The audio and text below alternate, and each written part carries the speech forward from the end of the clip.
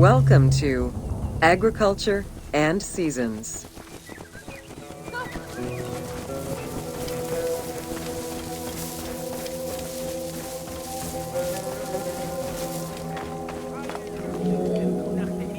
While crops were cultivated in different oases around the desert, most of the arable lands were near the Nile. Two types of cereal grain were cultivated, barley and an ancient wheat known as emmer. These two key ingredients contributed in establishing bread and beer as the staple of the Egyptian diet and the basis of its economy.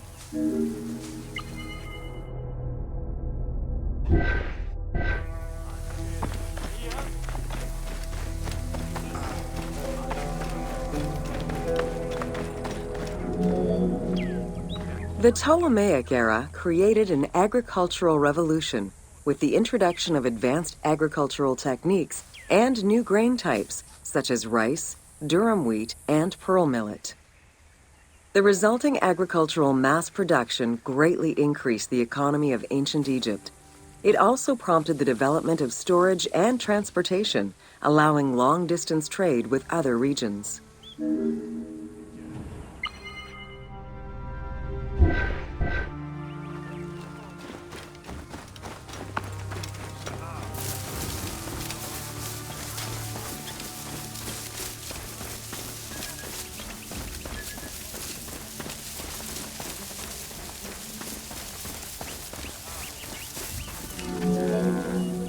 Both bread and beer rations were part of a system of barter payment.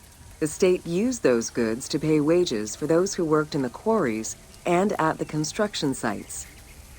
Beer was so important to ancient Egyptians, they had a goddess of beer brewing, Tenenet. Tenenet is seen in many paintings and sculptures with beer, and women are depicted as the primary beer makers.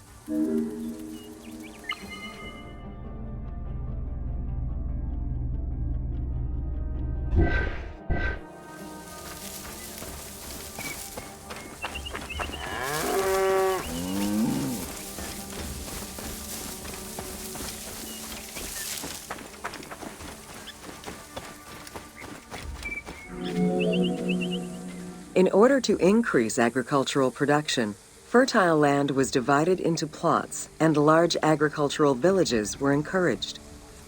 The state and temples were the biggest landowners. Depending on the region, fertile land was managed by civil servants or rented to individuals. Ancient Egyptians relied on rudimentary tools for land cultivation. Soil was broken down with hoes, and wing plows were used to make furrows.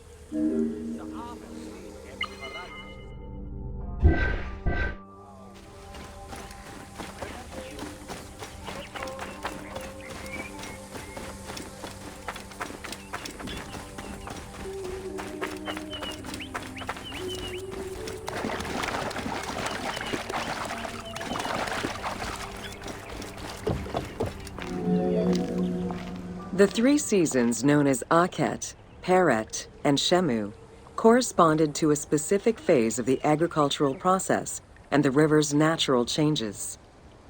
Akhet was the time of the flood, beginning with the appearance of the star Sirius in July.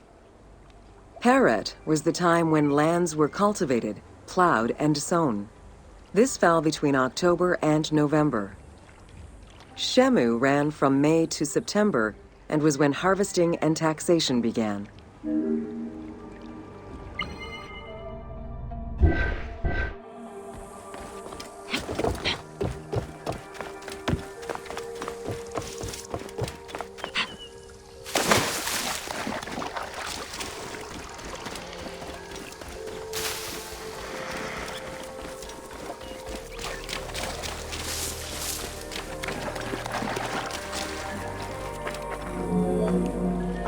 The pharaoh's duty was to uphold order against chaos and provide for his people.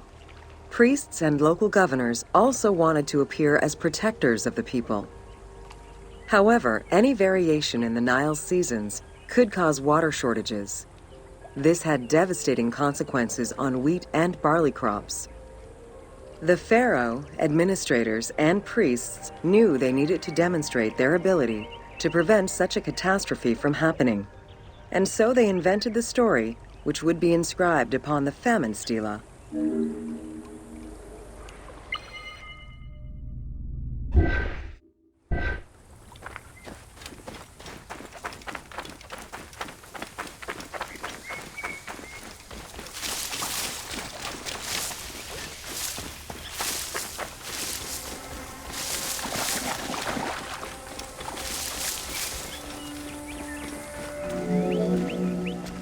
The story begins with the pharaoh worried for his people. The Nile hasn't flooded in years, and his people are starving. In search of the origins of the flooding, Djoser seeks out Khnum, the protector god of the region and the source of the drought. Djoser gives the god offerings and orders his priests to restore the temple of Khnum. These offerings please the god, and the floods are restored. This story was intended to highlight the importance of the deity in everyone's daily lives, while also demonstrating the crucial role that the priests and the king played in feeding and protecting the people of Egypt.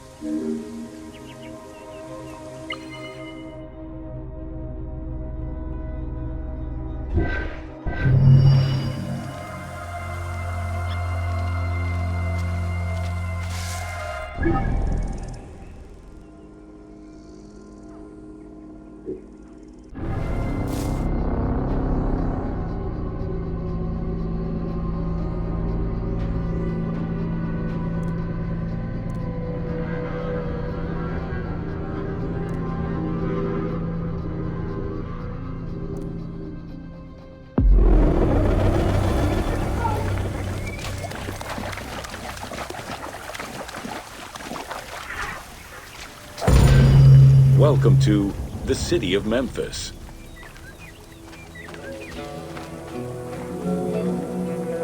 Throughout all ancient Egyptian periods, cities had one thing in common. They were situated along the Nile's shores. Cities were often designated for government or for worship. Major cities had several temples dedicated to numerous gods and goddesses. Egyptians referred to the organization of their cities as a sepat, or later on by the Persian term nome. There were 20 sepat in Lower Egypt and 22 in Upper Egypt. The capital city of ancient Egypt changed many times over the periods.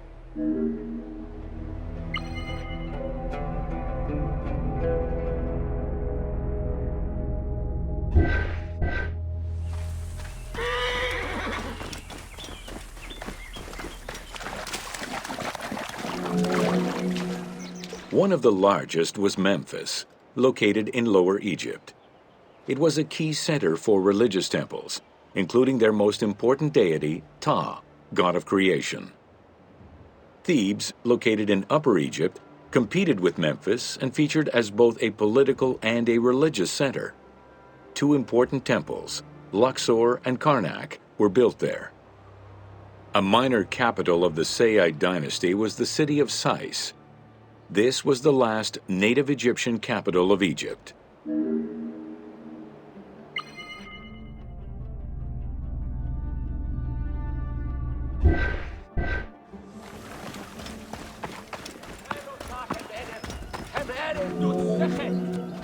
During the Third Dynasty, under Pharaoh Djoser, Memphis became the first religious and administrative capital of Egypt.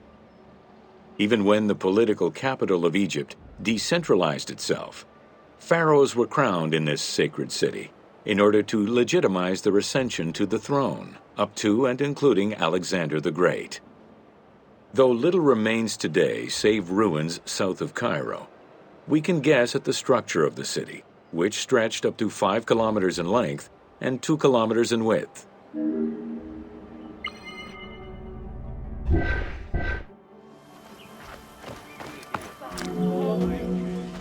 Memphis was also referred to as the City with the 100 Doors, or the White Walls.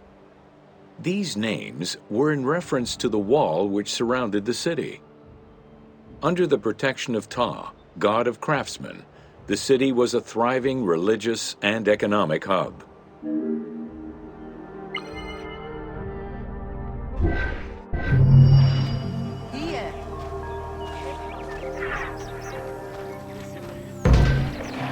Welcome to Artisans of Ancient Egypt. It was under the watchful eye of Ptah of Memphis, the god of craft and architecture, that ancient Egyptians developed the unique rendition of the world they lived in. However, it is vital to understand that their view of art and those who created it was likely very dissimilar to the modern concept of the word. Instead of artists, the creative culture had skilled and respected artisans. The most significant categories of specialties for crafters were drawing, painting, sculpture, and metalworking.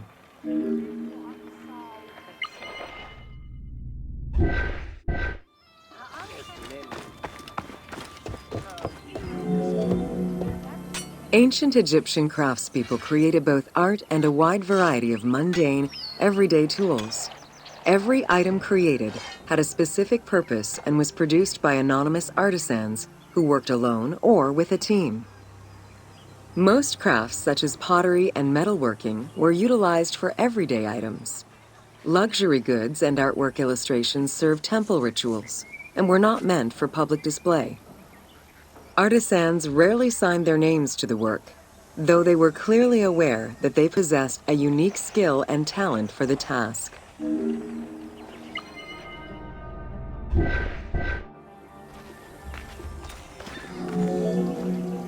Art, in all its forms, has offered not only a practical insight into the way ancient Egyptians lived, but in how they viewed the world and their place in it. The balance of order and chaos was crucial in both the physical and the metaphysical universes. As a result, their art appears to follow a strict set of stylistic conventions that supported this worldview. From households and palaces to temples and tombs, pottery, papyrus, and textile items were essential to the everyday life of ancient Egyptians.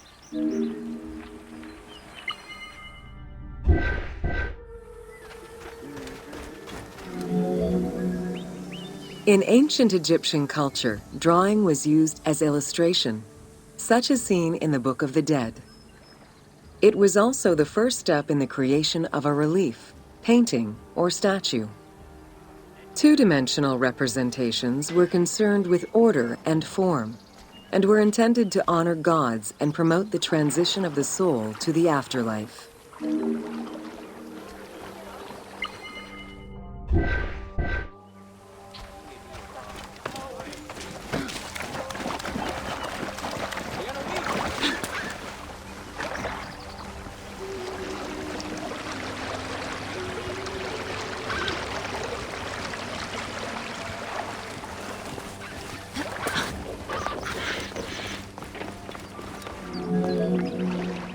Stylistically, Egyptians were concerned with the depiction of the human form's inner self.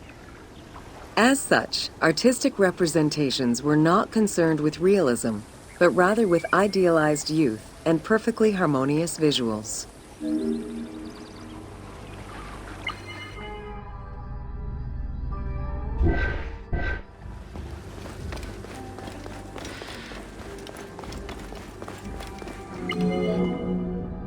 An exception to this were scenes depicting hunting and battle, where the environment and enemies moved in lively, even chaotic ways. Animals and foes were depicted piled up, as if describing chaos, with Egyptians standing in solemn, disciplined poses, bringing order to the scene.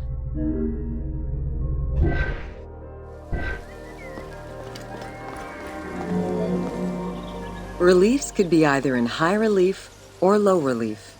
Either method required a surface suited to the desired technique. Preparation of the surfaces differed depending on the quality of the rock. A quarried block only needed a simple smoothing. Rough-cut rock monuments, such as those found in tombs, required more work. Often the surface was coated in plaster before being sculpted.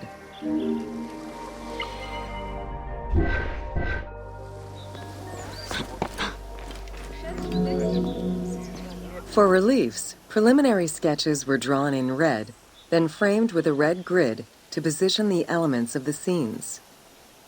Corrected sketches were in black, and once approved, the scene was ready to be carved. This method likely explains the name given to relief makers, the one who draws the outlines.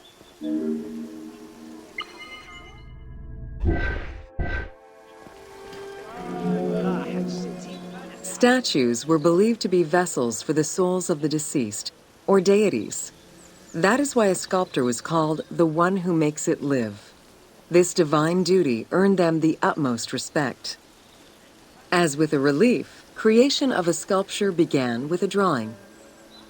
Most statues were made of quarried blocks of stone, primarily limestone, though sometimes harder stones such as quartzite were also used.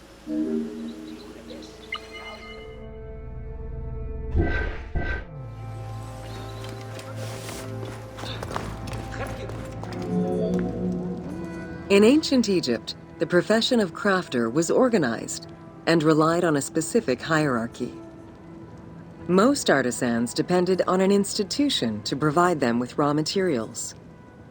There were 3 working levels for craftsmanship: domestic, large estates, and within palace and temple workshops. Some royal workshops, at their largest, covered an area of about 2.8 square kilometers in size.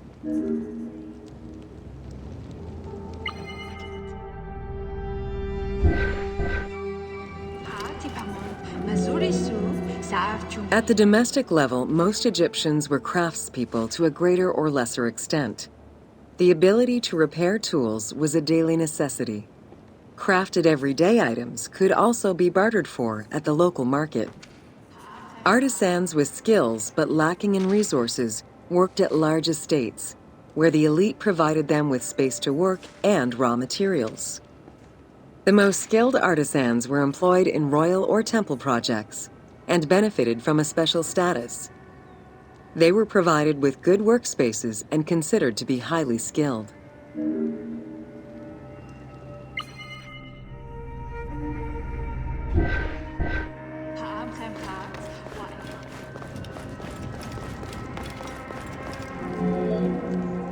An ancient text known as the Satires of Trades has a number of descriptive summaries that offer teasing glimpses into how artisans were perceived. A coppersmith was said to stink and have fingers that resembled crocodile droppings, while potters were said to be like those who lived in bogs. This view was likely exaggerated in order to highlight the most enviable position of all, that of the scribe.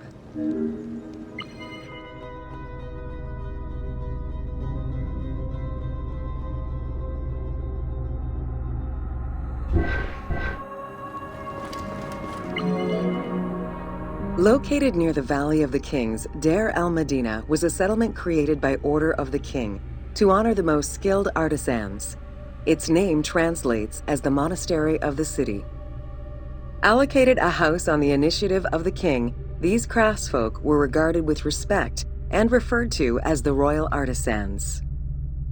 Those who lived there worked on the tombs in the Valley of the Kings and its surrounding temples.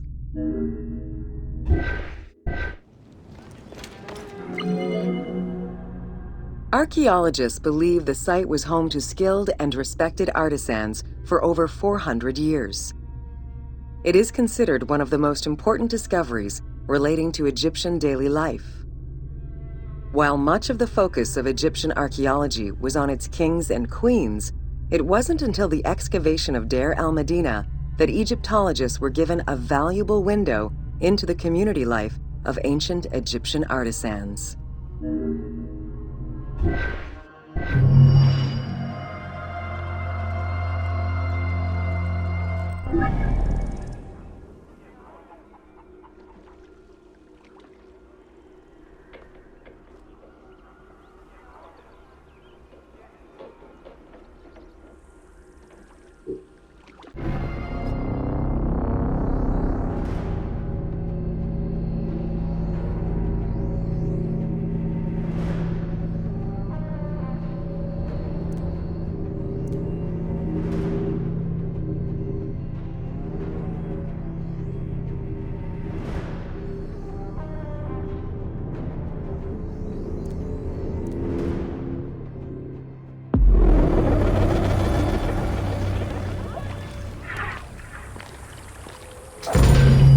Welcome to the major regions of Egypt.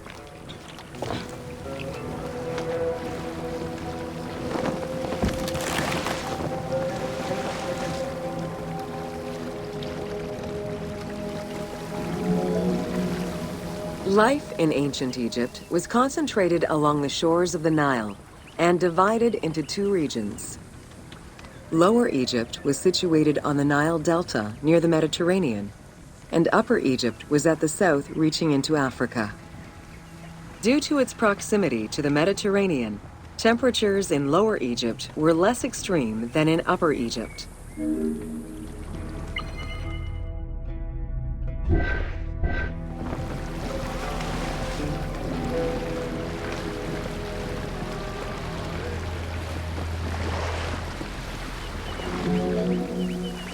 Until 3100 BCE and the unification of Egypt, each region had its own pharaoh and crown. Lower Egypt's crown was red and marked with symbols of papyrus and bees. Upper Egypt's crown was white, with symbols of lotus and sedge-grass.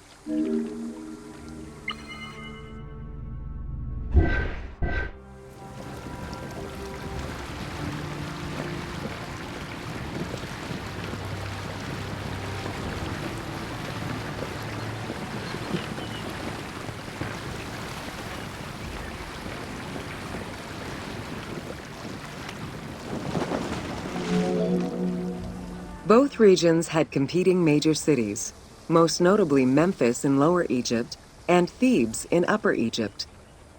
There were different religious cults in both regions, each worshipping their own major gods.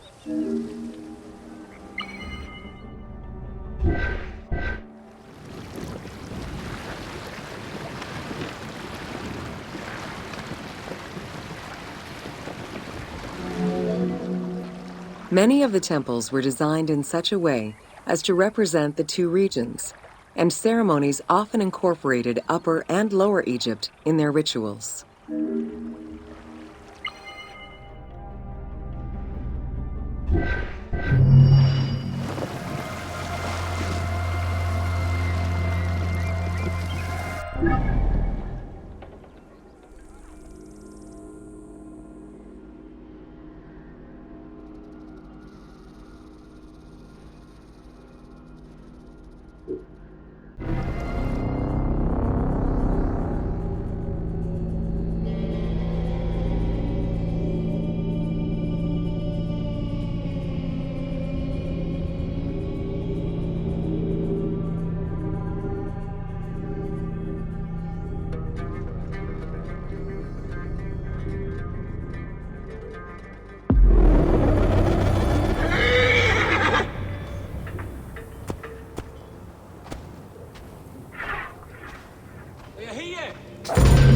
Welcome to Natron. Natron is a colorless salt that was used by ancient Egyptians for food preservation, cleansing products, and glassmaking. It was also used in the mummification process.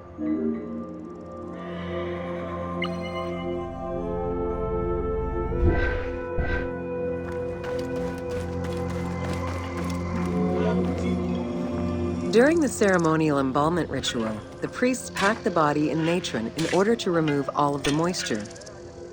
Once the body was thoroughly desiccated, they could begin the wrapping.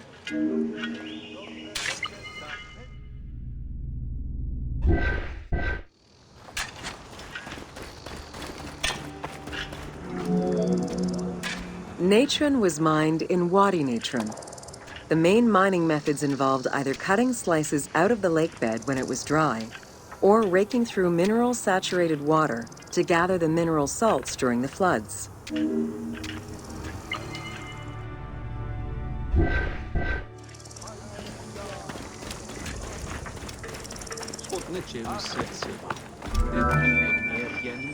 Both techniques are still used today, and inspired the team in their recreation of the mines located in the mountains northwest of Memphis.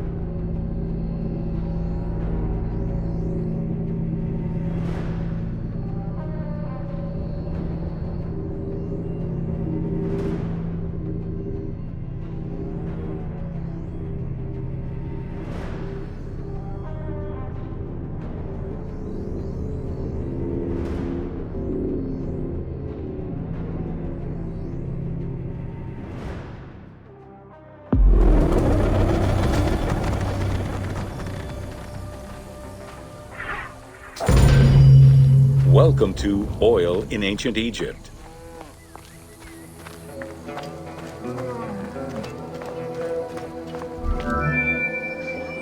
Castor, sesame, and moringa were the source of the most common oils in ancient Egypt. Oil was used for various purposes: cosmetics, medical treatments, nutrition, perfume, athletics, and rituals, to name a few. The team decided to use oil as an explosive to add more gameplay opportunities for the player.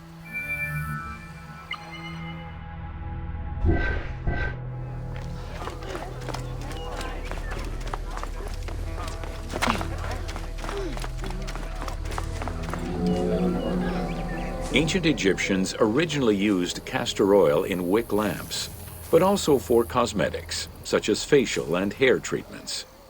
There is mention in some papyrus of castor oil being prescribed to treat constipation and help pregnant women. Castor beans were found in ancient Egyptian tombs as early as 4000 BCE. Castor oil was made by pressing the beans from the plant of the same name.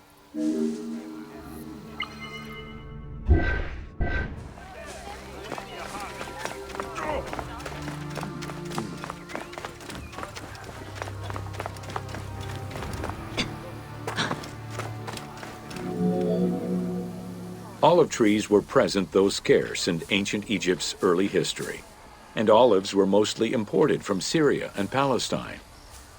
Their use and cultivation remained uncommon until the mass arrival of Greek settlers during the reign of the Ptolemies, when demand increased sharply. Olive trees were normally found in the region of the Fayum and the lands surrounding Alexandria.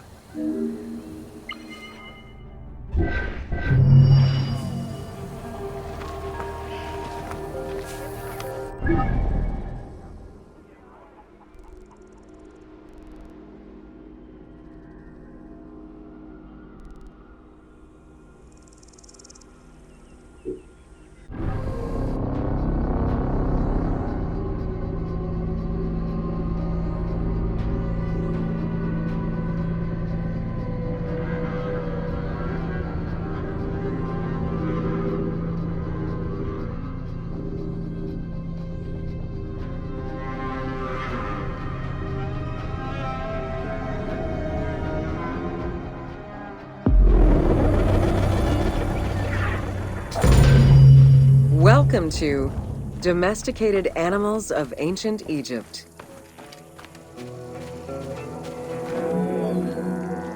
Agriculture and domesticated livestock were introduced 6,000 years ago.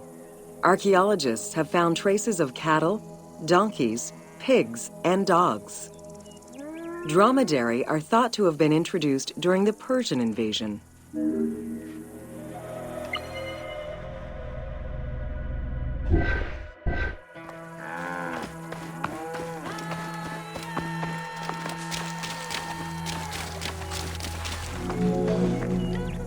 Pets were deeply cherished in ancient Egypt. Many illustrations of children often include a pet in the depiction.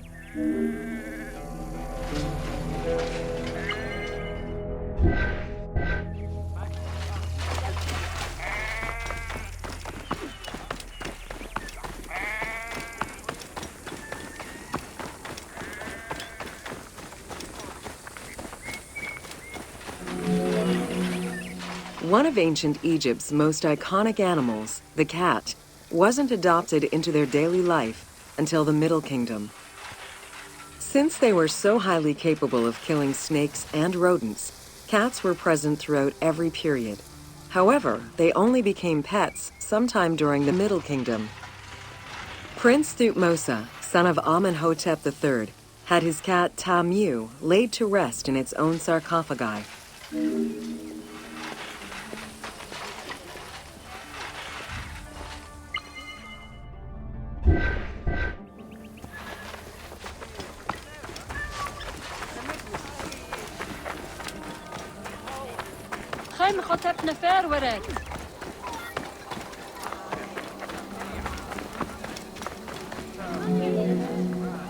The earliest reference to dogs dates back to 5000 BCE. They were popular pets, as they helped hunters and protected herds. They were closely linked to Anubis, the jackal-headed god. Baboons, monkeys, and even falcons were tamed as pets. Each was mummified and buried with as much ceremony as any family member.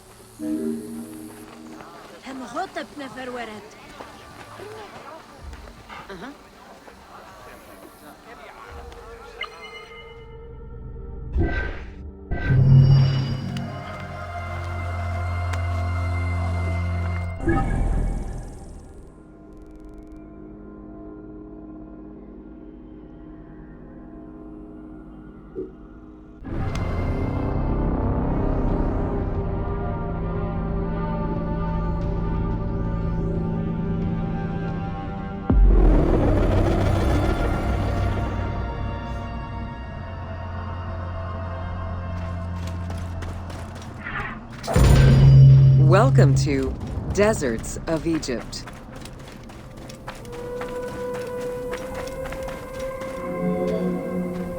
Reaching out on either side of the lush Nile are the harsh, arid Western Desert and the mountainous Eastern Desert. They cover nearly 94% of Egypt. Each of these parent deserts have their own microclimate and contain several smaller deserts with a distinctive fauna and flora. Whale fossils were discovered within the depths of the Sahara. Known as the Valley of the Whales, this location is evidence of the seas which once covered the area.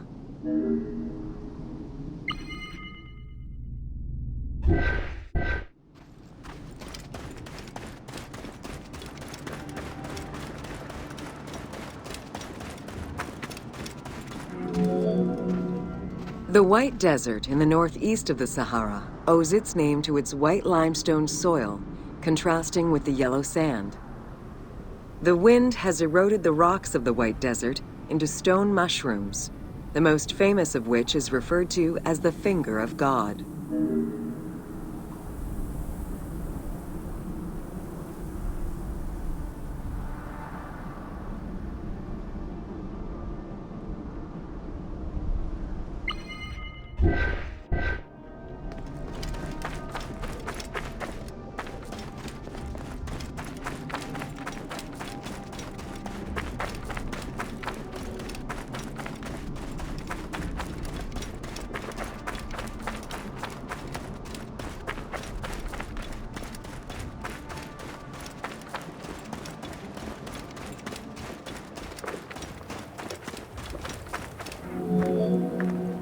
The Great Sand Sea is a large unbroken desert that reaches out through western Egypt and eastern Libya.